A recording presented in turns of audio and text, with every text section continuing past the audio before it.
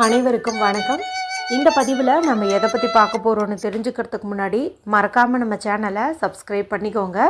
பக்கத்தில் இருக்கிற பெல் பட்டனையும் கிளிக் பண்ணிவிட்டு ஆளுங்கிற ஆப்ஷன் கொடுத்துட்டிங்கன்னா நான் போடுற வீடியோக்கள் எல்லாமே மிஸ் ஆகாமல் நோட்டிஃபிகேஷனில் வந்துடும். இந்த பதிவு மிக மிக முக்கியமான பதிவு, அனைவரும் தெரிந்து கொள்ள வேண்டிய ஒரு பதிவு அப்படின்னே சொல்லலாம். எதை பற்றியது அப்படின்னு பார்த்திங்கன்னா, இன்று நமக்கு அற்புதமான ஒரு நாளாக அமைஞ்சிருக்குது. இந்த நாளை நம்ம சரியாக பயன்படுத்திக்கிட்டோம் அப்படிங்கும்போது நம்ம வாழ்க்கையில் இருக்கக்கூடிய தீர வேண்டிய தேய வேண்டிய பிரச்சனைகள் எல்லாமே நம்மளை விட்டு நீங்கிறதோட மட்டும் இல்லாமல் பண கஷ்டம் அறவே இருக்காது. ஏதாவது ஒரு வழியில் பணம் அப்படிங்கிறது வந்துக்கிட்டே இருக்கும் அப்படின்னு சொல்லலாம். சரி, அப்படி இந்த நாளில் என்ன சிறப்புன்னு பார்த்திங்கன்னா, இன்று மார்ச் மாதத்தின் 6ஆம் தேதி மாசி மாதத்தின் 22ஆம் தேதி நிறைஞ்ச வெள்ளிக்கிழமை நாளாக இருக்குது. மாசி மாதத்தில் வரக்கூடிய ஒவ்வொரு வெள்ளிக்கிழமையுமே மிகவும் விசேஷம் வாய்ந்ததுன்னு சொல்லலாம். இது பார்த்திங்கன்னா 4வது வெள்ளிக்கிழமை. இந்த நாளில் நமக்கு சங்கடகர சதுர்த்தியும் இருக்குது.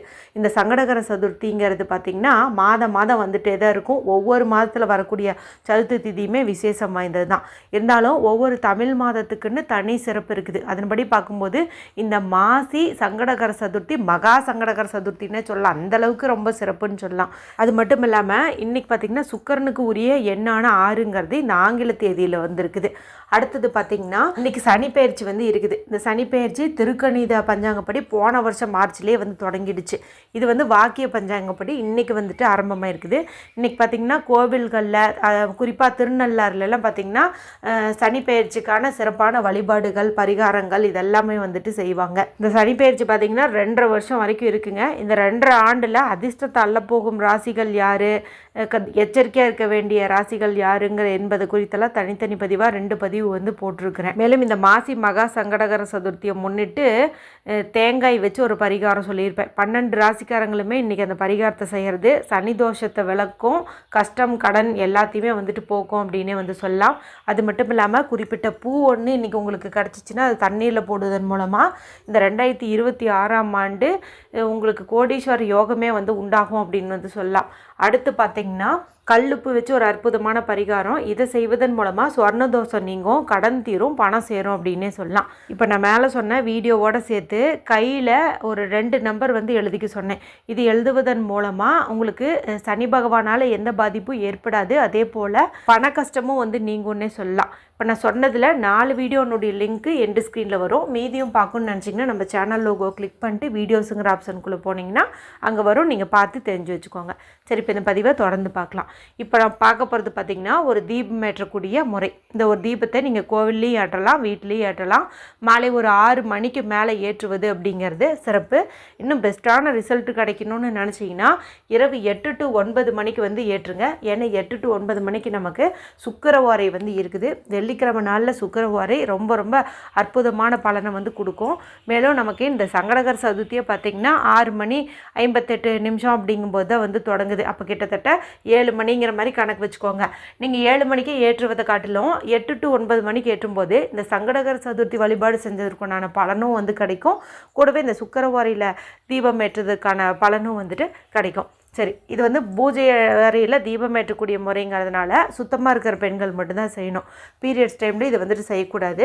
ஒருவேளை உங்கள் வீட்டில் கணவர் குழந்தை நீங்கள் சொன்னால் சரியாக பண்ணிவிடுவாங்க அப்படிங்கும்போது அவங்கக்கிட்ட சொல்லி நீங்கள் இந்த பரிகாரத்தை செஞ்சுக்கலாம். சரிங்களா? சரி, இது எப்படி செய்யணும் அப்படின்னு பார்த்துடலாம். முதல்ல இன்றைக்கி விநாயகர் பெருமானுக்கு உரிய ஒரு நாளாக இருக்கிறதுனாலையும் சனிப்பெயர்ச்சியை இருக்கிறதுனாலையும் வீட்டில் இருக்கக்கூடிய விநாயகர் பெருமானுடைய படத்தை தூய்மைப்படுத்திட்டு சந்தன குங்குமம் இட்டுக்கோங்க. விக்கிரகம் வச்சுருந்தா தண்ணீராலாவது அபிஷேகம் செஞ்சு சந்தன குங்குமம் இட்டுக்கோங்க. அருகம்புல் கிடைச்சா கண்டிப்பாக விநாயகருக்கு நீங்கள் சமர்ப்பணம் பண்ணுங்க.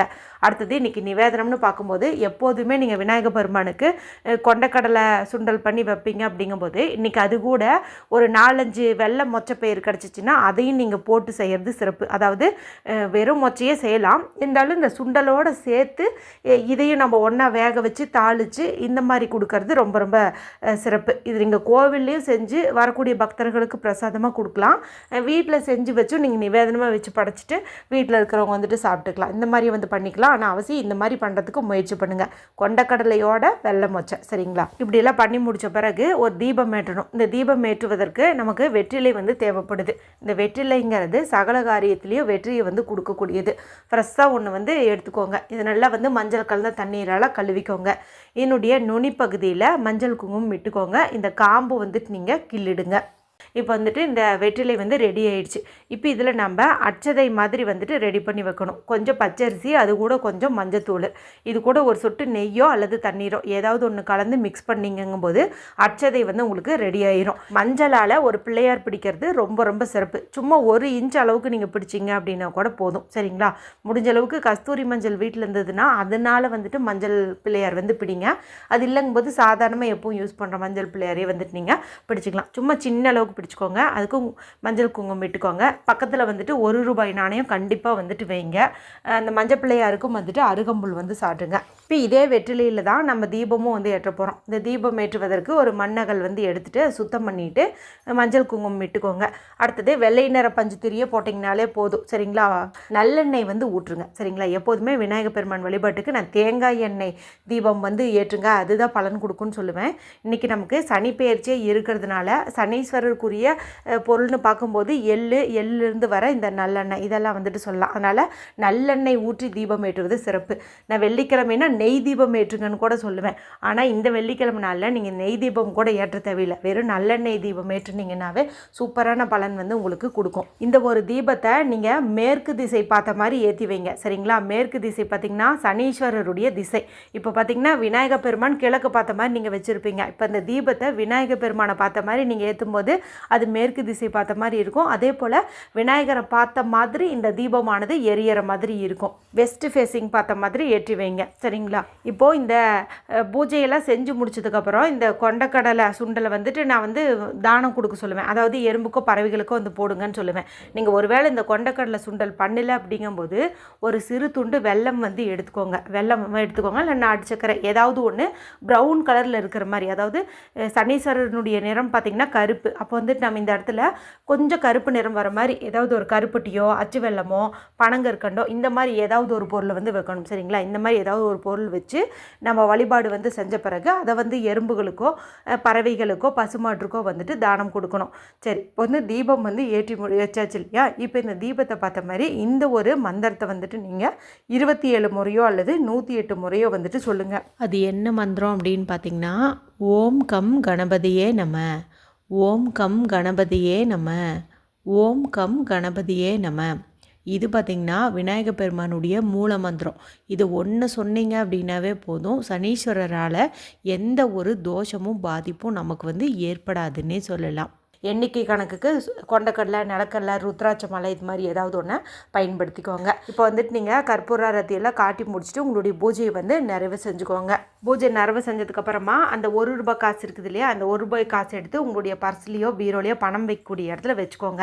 நம்ம அந்த அச்சு வெல்லமோ பனங்கற்கண்டோ ஏதாவது ஒன்று வைக்க சொன்னோம் பாருங்கள், அதை நீங்கள் இந்த நாள்லேயே கொண்டு போயிட்டு எங்கேயாவது மரம் செடி கொடிக்கு அடியிலையோ அல்லது நிலைவாசல் படிக்கிட்டேயோ கேட்டுக்கிட்டேயோ வந்துட்டு போட்டுருங்க. இந்த நாள்லேயே வந்துட்டு போடுங்க. இரவுக்குள்ளாரையே வந்துட்டு நீங்கள் போட்டுருங்க. சுண்டல் நிவேதனம் வச்சவங்க வீட்டில் இருக்கிறவங்கெல்லாம் ஷேர் பண்ணிக்கோங்க. அது எறும்புகளுக்கு போடுறதுனாலும் போடலாம், பறவைகளுக்கு கொடுக்கறதுனாலும் கொடுக்கலாம். இந்த மாதிரியும் வந்து பண்ணிவிடுங்க. இந்த மஞ்சள் பிள்ளையார் இன்றைக்கி அப்படி இருக்கட்டும். சரிங்களா? இதை வந்து நாளைக்கு காலையில் நீங்கள் வந்து ஒரு பாத்திரத்தில் தண்ணீர் பிடிச்சி அதில் இதை நல்லா கரைச்சி விட்டுட்டு வீடு முழுக்க வந்துட்டு ஒரு 2-3 சொட்டாவது தெளித்து விடுங்க. மீதி வந்துட்டு நீங்கள் செடி கொடிக்கு வந்துட்டு ஊற்றிடுங்க. இல்லைனா இதில் இன்னும் கொஞ்சம் மஞ்சளில் எடுத்து வச்சுட்டு மஞ்சள் கயிறு கட்டியிருக்கீங்கும்போது அதுக்கு கயிறு கூட நீங்கள் பூசிக்கிறதுக்கு பயன்படுத்திக்கலாம். அல்லது பெண்கள் வந்து மஞ்சள் பூசி கொடுக்கும் பழக்கம் இருந்ததுன்னா இதை நீங்கள் வந்துட்டு பூசிக்கலாம். நிலைவாசல் பூஜை செய்கிறதுக்கு இதில் பொட்டு வைக்கிறதுக்கு எல்லாத்துக்குமே வந்துட்டு இதை வந்துட்டு நீங்கள் பயன்படுத்திக்கலாம்.